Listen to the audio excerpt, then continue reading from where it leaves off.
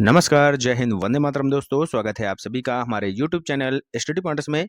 बात करेंगे CTET exam जुलाई 2024 की। 7 जुलाई को आपका एग्जाम होना है सीटेट का। तो उसमें जो आपकी ओमार सीट है उसको कैसे फिल करना है सही तरीके से, वो हम यहाँ पर आपको बताने वाले हैं। अपनी सही लैंग्वेज आपको कैसे चूज करनी है। काफ़ी बच्चे हैं जो एग्जाम में लैंग्वेज अपनी गलत भर आते हैं। वहाँ पर क्या होता है कि लैंग्वेज फर्स्ट होती है, लैंग्वेज सेकंड होती है। कई बच्चे वहाँ पर कंफ्यूज हो जाते हैं कि कौन सी लैंग्वेज हमें यहाँ पर करना है, ठीक है। तो उसको यहाँ पर हम बहुत ही अच्छे से आपको बताने वाले हैं, और पेपर में कौन कौन सी गलतियाँ हैं जो आपको बिल्कुल नहीं करनी है। तो वीडियो को आप लोग कर दीजिएगा लाइक और शेयर। चैनल से पहली बार जुड़े हैं तो चैनल को सब्सक्राइब कर लीजिएगा, बेल आइकॉन को प्रेस कर लीजिएगा, जिससे कि आने वाली वीडियो का नोटिफिकेशन आपको समय से मिल सके। तो चलिए शुरू करते हैं। तो यहाँ पर आप लोगों के सामने हमने एक जो है ओमार सीट ली है और एक आपका क्वेश्चन पेपर लिया है, ठीक है। तो इस तरीके से ये दोनों चीजें आपको एग्जाम हॉल में मिलने वाली हैं, एक आपका क्वेश्चन पेपर और उसके साथ में एक ओमार सीट, ठीक है।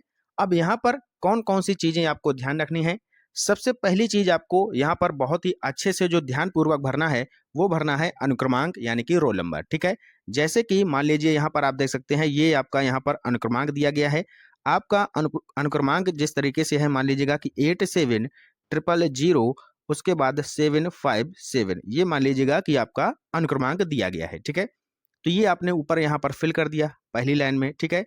अब इसके सामने क्या करना है, 8 के सामने जो आपका 8 जहां पर होगा उसको यहाँ पर पूरा गोला करना है, ठीक है।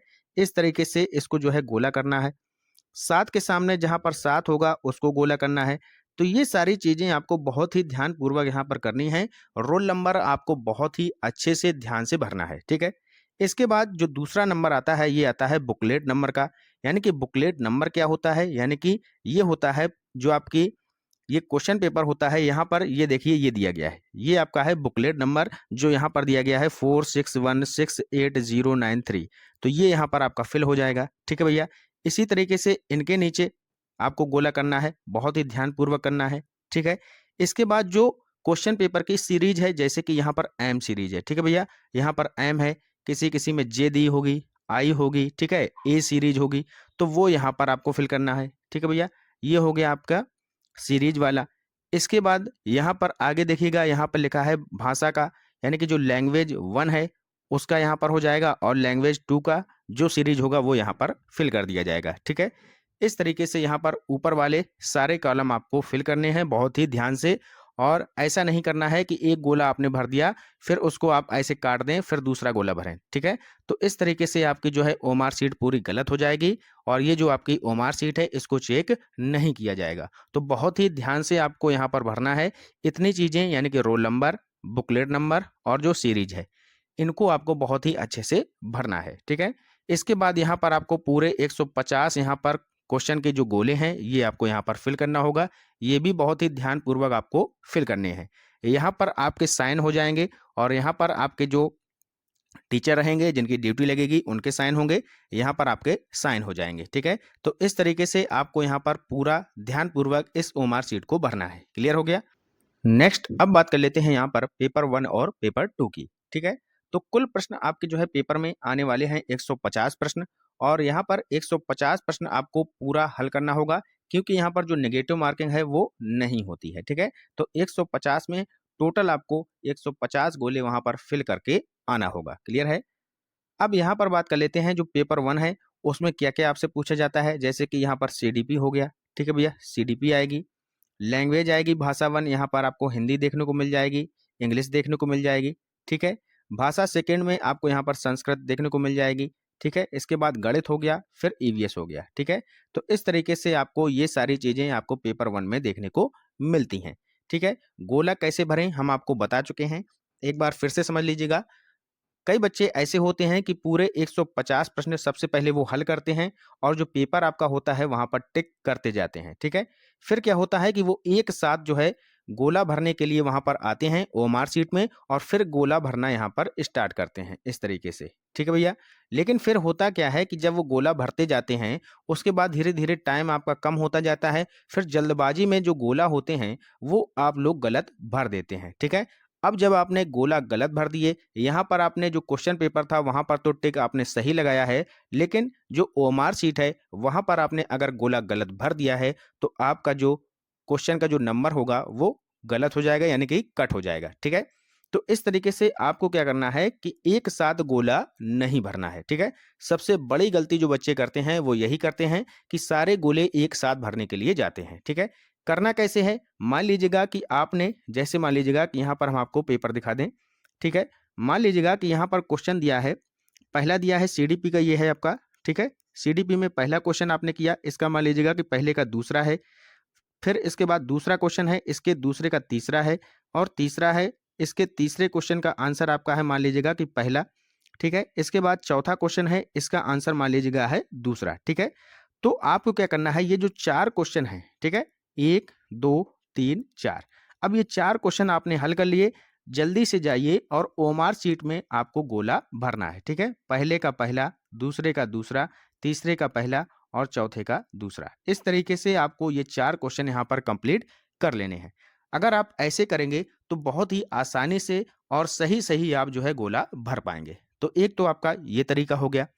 एक तरीका होता है कि आपने पहला क्वेश्चन पढ़ा और तुरंत जाकर उसका गोला भर दिया, एक ये तरीका होता है।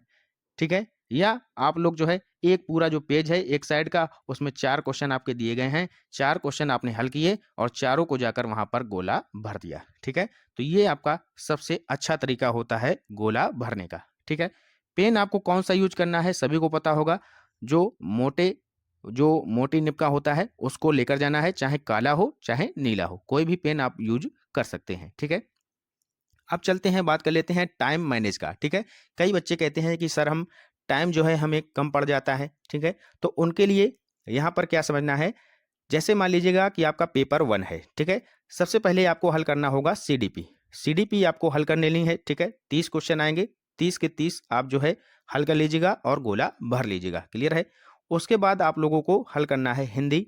ठीक है, हिंदी बहुत ही सिंपल होती है, ज़्यादा कठिन नहीं होती है, तो इसको हल कर लीजिएगा। इसके बाद जाइएगा आप लोग ईवीएस में, यानी कि पर्यावरण अध्ययन में, इसको यहाँ पर सॉल्व करिएगा।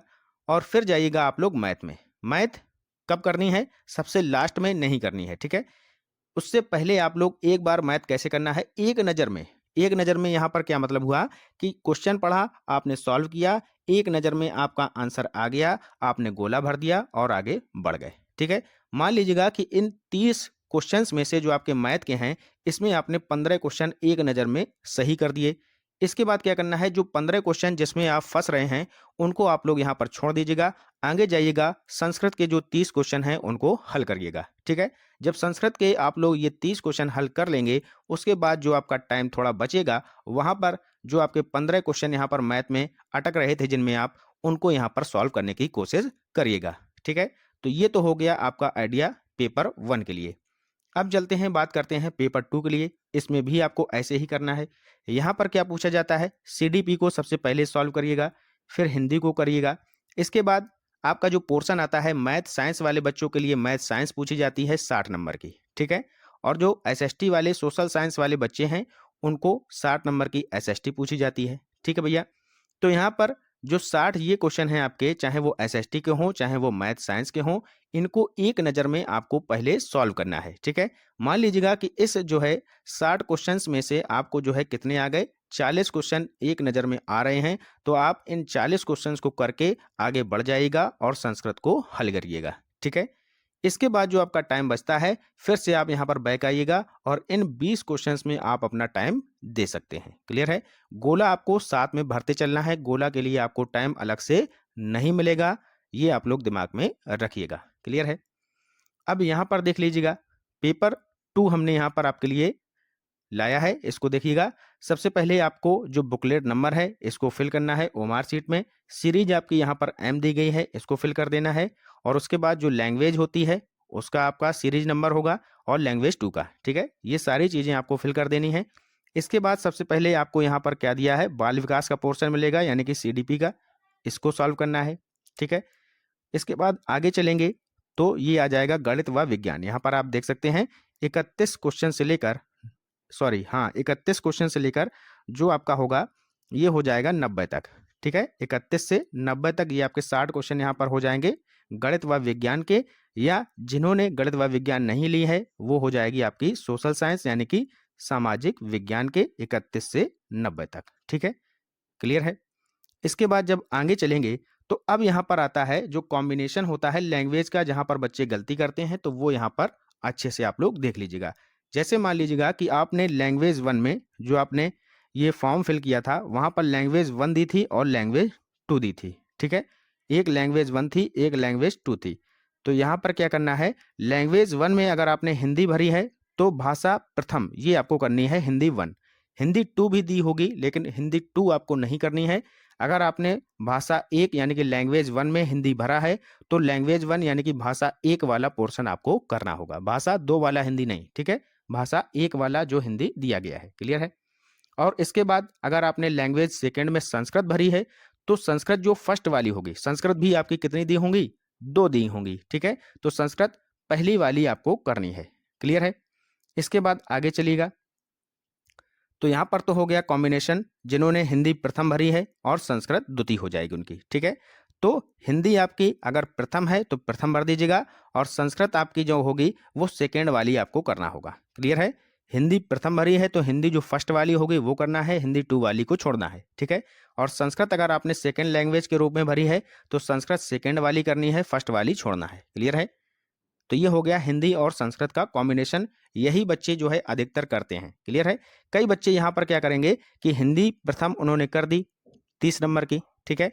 उसके बाद संस्कृत में गए, तो संस्कृत जो पहली वाली दी है उसको करने लगे। तो पहली वाली भैया अब आपको संस्कृत नहीं करनी है, क्योंकि पहले आपने हिंदी जो है पहली वाली कर ली है, हिंदी को आपने पहली लैंग्वेज सिलेक्ट किया था। इसके बाद जो आपको संस्कृत करनी है वो करनी है सेकेंड वाली, क्लियर है? ये आपको याद रखना है। आगे चलिएगा। कई बच्चे हैं जो इंग्लिश को प्रथम सब्जेक्ट के रूप में यहाँ पर भरते हैं, तो लैंग्वेज फर्स्ट यानी कि उनको जो है क्या करना होगा, इंग्लिश करनी होगी फर्स्ट वाली, ठीक है? और संस्कृत अगर भरा है तो संस्कृत करनी होगी सेकंड वाली, ठीक है? समझ में आ गया? इसी तरीके से कई बच्चे ऐसे होते हैं जो हिंदी लेते हैं और इंग्लिश लेते हैं, तो हिंदी फर्स्ट वाली करनी है और इंग्लिश आपको सेकंड वाली करनी है, ठीक है? तो इस तरीके से कॉम्बिनेशन यहाँ पर होता है। आप लोग जो है लैंग्वेज में काफ़ी कंफ्यूज होते हैं, तो आशा करते हैं कि इस तरीके से जिस तरीके से हमने यहाँ पर समझाया है आपको समझ में आ गया होगा। तो ये सारी चीज़ें अगर आप ध्यान से वहाँ पर करते हैं, पेपर बहुत ही आपका अच्छे से होने वाला है, अच्छे मार्क्स आपको मिलने वाले हैं, ठीक है? तो मिलते हैं नेक्स्ट वीडियो के साथ, तब तक के लिए goodbye, have a nice day, जय हिंद, जय भारत।